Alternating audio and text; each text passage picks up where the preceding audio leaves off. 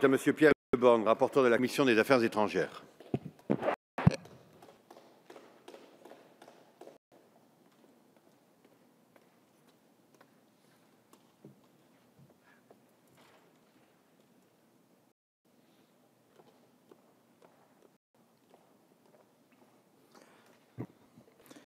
Monsieur le Président, Monsieur le Ministre, Madame la Présidente de la Commission des Affaires étrangères, mes chers collègues, dans 2 mois, la communauté internationale aura à Paris rendez-vous avec son destin. Saura-t-elle unir ses forces et ses volontés pour adopter un accord ambitieux, juridiquement contraignant et applicable à tous les États du monde afin de maintenir le réchauffement de notre planète en deçà de 2 degrés en fin de siècle, ou bien sera-t-elle victime d'égoïsmes récurrents et d'autres calculs de courte vue? L'enjeu est immense. Ce n'est ni plus ni moins de l'avenir de la vie qu'il est question. Une planète dont la température se serait réchauffée de 5 à 6 degrés ne serait plus la même, et ce, de manière irréversible. Nous sommes le dos au mur, contraints par une impérieuse obligation de résultat. Il n'existe aucun plan B, car, comme cela l'a déjà été dit, il n'existe pour l'humanité aucune planète B. C'est dire la responsabilité qui pèse sur l'ensemble des gouvernants à l'approche de ce moment de vérité, et plus encore sur le gouvernement français, à qui il revient de présider la 21e conférence des parties à la Convention cadre des Nations Unies sur les changements climatiques, qui se déroulera au Bourget entre le 30 novembre et le 12 décembre prochain. Voilà 2 ans, en effet, lors de la COP19 à Varsovie, notre pays a été désigné comme hôte de cette 21e session. Celle qui, après l'échec de Copenhague en 2009, puis le rebond de Durban en 2011 et de Doha en 2012, doit aboutir à l'adoption d'un accord universel et contraignant, posant les jalons de la transition vers des économies bas carbone et prenant le relais du protocole de Kyoto à compter de 2020. Tout doit être fait pour que la conférence Paris Climat 2015 soit un succès. Le gouvernement s'y emploie courage et énergie.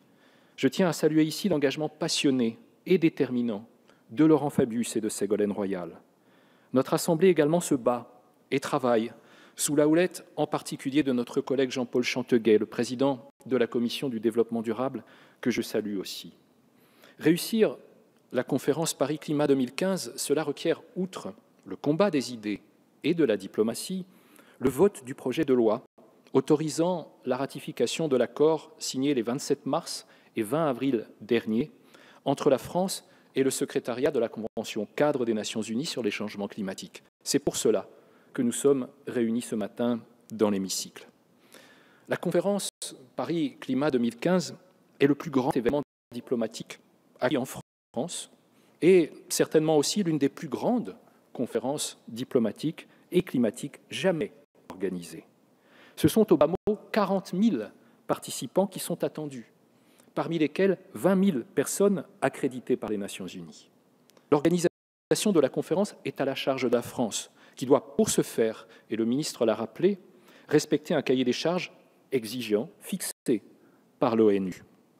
La conférence représente pour notre pays un coût de 187 millions d'euros. Pour y faire face, les moyens de la mission Action extérieure de l'État ont été accrus l'an dernier. Un programme spécifique, le programme 341, a été introduit dans le projet de loi de finances pour 2015. Les crédits budgétaires ouverts en loi de finances initiale s'élèvent à 179,1 millions d'euros d'autorisation d'engagement et à 43,5 millions d'euros de crédits de paiement, ceci s'expliquant par le fait que la conférence intervenant en fin d'année, l'essentiel des dépenses seront effectuées sur le budget 2016. Comment se vend-il ces 187 millions d'euros? Le coût de la préparation et du suivi de la conférence s'élève à 20,5 millions d'euros.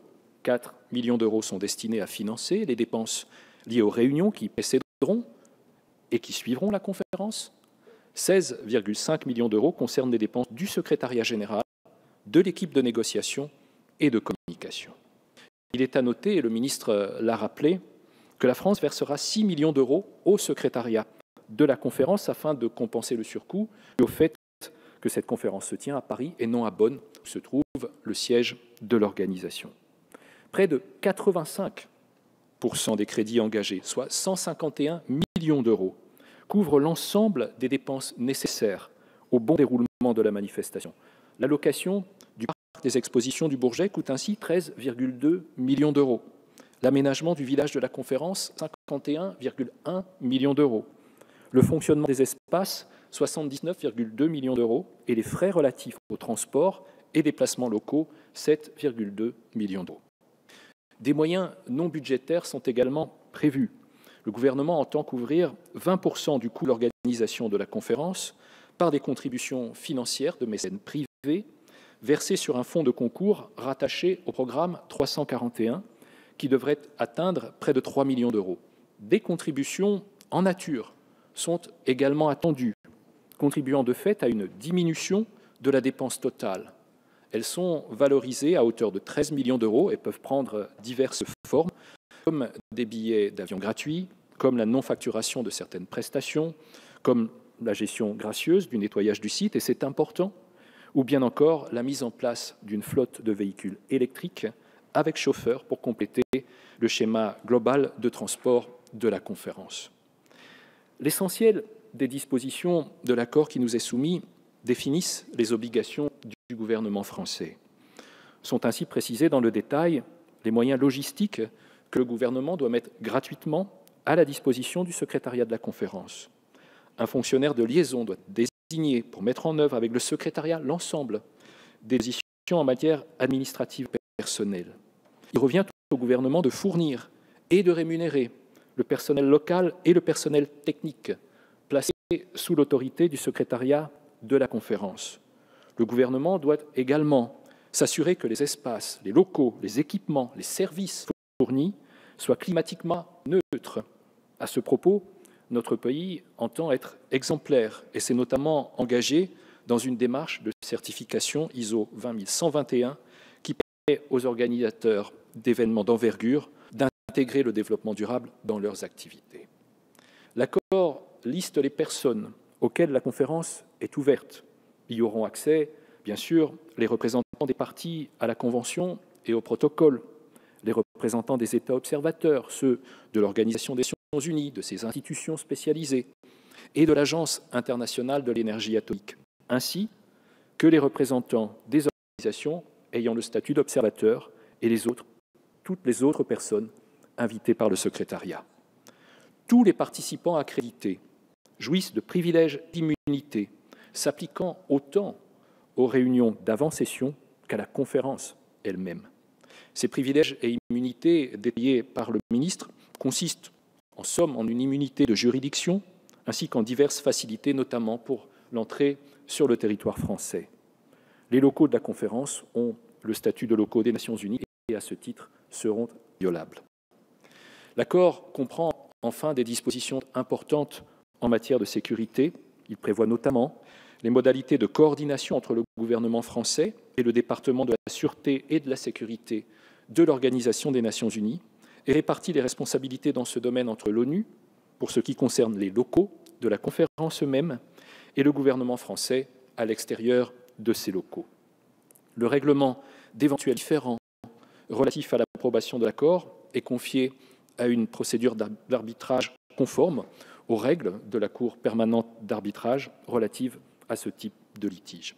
Voilà, pour l'essentiel, l'économie de cet accord sur lequel le Sénat s'est déjà favorablement prononcé le 7 juillet dernier. Il nous revient à l'Assemblée nationale d'en faire de même. J'estime, comme rapporteur, cet accord indispensable à la tenue et à la réussite de la conférence Paris Climat 2015, et je vous invite par conséquent, mes chers collègues, à l'approuver en adoptant le projet de loi présenté ce matin par le gouvernement. Merci, monsieur le rapporteur. La parole est à monsieur le président Baupin pour 10 minutes.